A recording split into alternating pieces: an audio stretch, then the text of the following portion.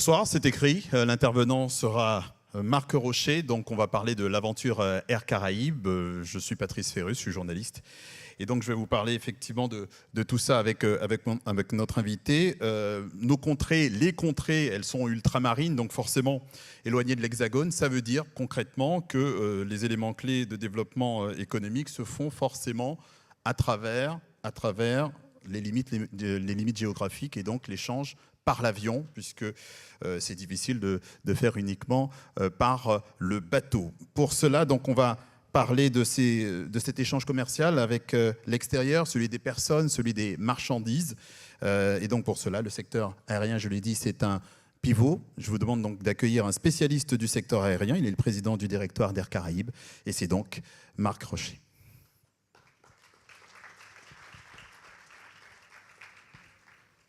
Bonjour. Bonjour. Voilà. Asseyez-vous. Je vous en prie. Ah oui, on va en profiter.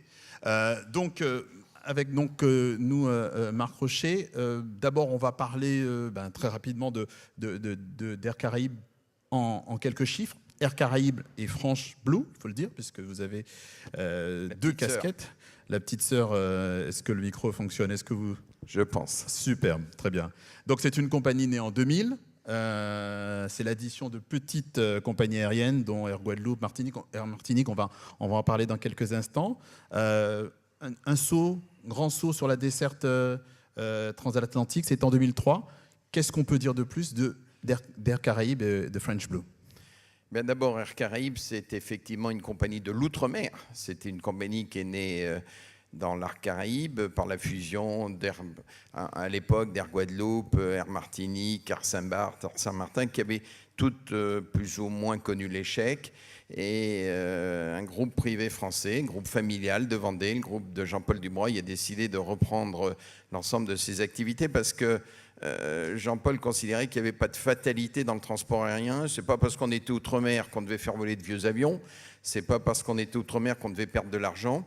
Et donc, je l'ai rejoint à cette époque-là et nous avons, en quelque sorte, comme disent les amis anglo-saxons, fait le relaunch d'Air Caraïbes avec un choix important qui était celui de se lancer sur la desserte long courrier, vers Paris bien entendu, depuis Fort-de-France et la Guadeloupe. Un saut très rapide dans la croissance, dans la qualité, nous le pensons, de notre produit, la réponse de la clientèle. Et si on se projette aujourd'hui, Air Caraïbes, c'est 8 gros porteurs, des Airbus. C'est la première compagnie française à mettre en exploitation l'A350, c'est-à-dire l'avion le plus moderne de la flotte Airbus. C'est plus d'1 million de passagers, c'est 1100 collaborateurs, dont 60% de Domiens, parce que ça, c'est nos racines, c'est en quelque sorte notre ADN. Et bien entendu, grâce au travail de tous, à l'engagement, mais aussi à la fidélité de notre clientèle, la compagnie, et je le dis avec beaucoup d'humilité, en remerciant d'ailleurs mes personnels, la plus rentable de France. Donc, il n'y a pas de fatalité dans le transport aérien quand on se bat dans ce métier de service, quand on a les bons outils et quand on a des gens qui sont engagés. Nous sommes très fiers de cette réussite que nous devons à la population des DOM. Alors vous avez scindé finalement, globalement, on va schématiser les choses, vous avez scindé d'un côté à l'ouest Air Caraïbes, à l'est French Blue, c'est ça? C'est pas les mêmes clients, c'est pas les mêmes attentes, c'est pas les mêmes objectifs? Deux choses. Air Caraïbes, de par son nom, de par... encore une fois, son ADN, c'est la compagnie de l'arc caraïbéen. Et donc, au-delà de Pointe-à-Pitre et au-delà de Fort-de-France, au-delà de notre réseau régional, puisque sur place, nous exploitons aussi 4 ATR pour desservir l'Interîle, nous avons couvert toutes les destinations, depuis Cayenne au sud jusqu'à Cuba au nord, République dominicaine, San Salvador, bien entendu Saint-Martin, qui a été durement touché, sur laquelle d'ailleurs nous avons repris nos vols pour aider la population saint-martinoise à reprendre le dessus. Mais nous avons voulu, et nous espérons toujours, faire plus, et donc sortir de cette zone géographique, sortir de cette zone de chalandise. Et pour ça, on a préféré effectivement saisir l'occasion de ce que nous croyons être une nouvelle voie de développement du transport aérien mondial, qui est le low cost long courrier. Alors, low cost long courrier, ça veut dire que ce qui a si bien réussi au low cost court courrier, EasyJet, Ryanair, il n'y a pas de raison qu'on ne le fasse pas dans le long courrier. Et ça, c'est French Blue. Ce n'est pas la Caraïbe, c'est la Réunion. Et puis bientôt Tahiti et encore d'autres plans, parce que French Blue reçoit aussi des A350 et il faut bien entendu qu'on les fasse voler. Et ça marche, votre chiffre d'affaires, c'est plus de 370 millions d'euros l'année dernière. C'est des chiffres qui encore sont en plus ambitieux. Pour Air Caraïbes, nous visons maintenant les quasi 500 millions d'euros de chiffre d'affaires, 490. Pour cette année 2017. 2017, on sera un peu en dessous, mais on passera ce chiffre-là début 2018. Et puis, concernant French Blue, on est en croissance. C'est une compagnie qui est née il y a 1 an et demi. On se fixe un objectif à plus de 100 millions d'euros sur 2018 grâce aux nouveaux avions et puis aux nouvelles routes. Oui, l'A350 qui arrive, un nouvel A350, le 4e, si j'ai bien compris. Qui rejoindra French Blue et c'est un avion excellent. Le confort qui est celui de la cabine, de son altitude, de sa température, du bruit qui est beaucoup plus réduit, fait son succès sur les Antilles. Aujourd'hui, on fait un tabac avec le 350. La 350, et on va continuer ailleurs. La 350, ça veut dire aussi plus grosse capacité pour le business?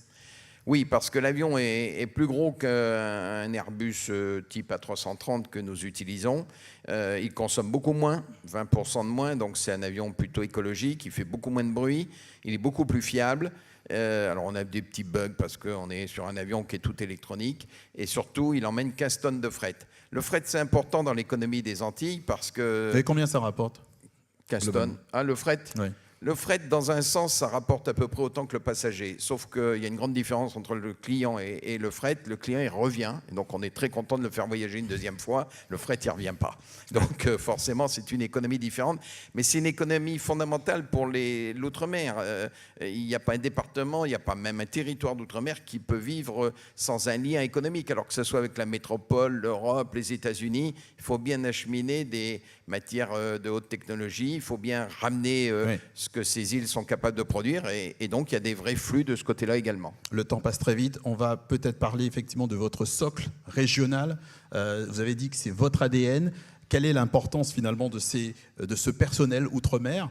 Et puis après, on fera d'un mot ensuite les prix, parce qu'il y a aussi ça que vous entendez souvent, les prix, ça coûte cher. On a toujours voulu chez Air Caraïbes, comme chez French Blue, associer les personnels de l'outre-mer à notre croissance, à notre démarche et à notre réussite. On pense que c'est un lien très fort avec la population. C'est aussi une chose que nous devons faire. Alors, on en est très content parce qu'on est les seuls à le faire. Si vous allez chez nos concurrents, franco-français aujourd'hui, sans doute européens demain, on est les seuls à avoir des bases de personnel, y compris navigants, outre-mer. On a des gens aujourd'hui, des hôtesses, des stewards, des commandants de bord, des pilotes à Pointe-à-Pitre, à Fort-de-France. On vient de recruter des PNC, donc des personnels de cabine à La Réunion. On va le faire bientôt à Tahiti. Donc c'est important d'avoir effectivement cette... C'est important parce que c'est un lien très fort avec la population et c'est une remontée d'informations pour nous. Et alors avec le client, très rapidement, parce qu'on est rattrapé par la patrouille. Le client, quand il monte dans l'avion d'Air Caraïbes à Paris, si c'est un client antillais, il est chez lui. Et si c'est un touriste, il est déjà en vacances. Donc c'est bien pour tout le monde.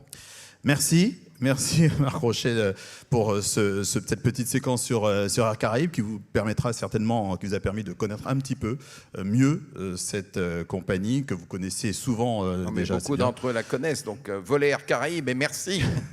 Merci à vous.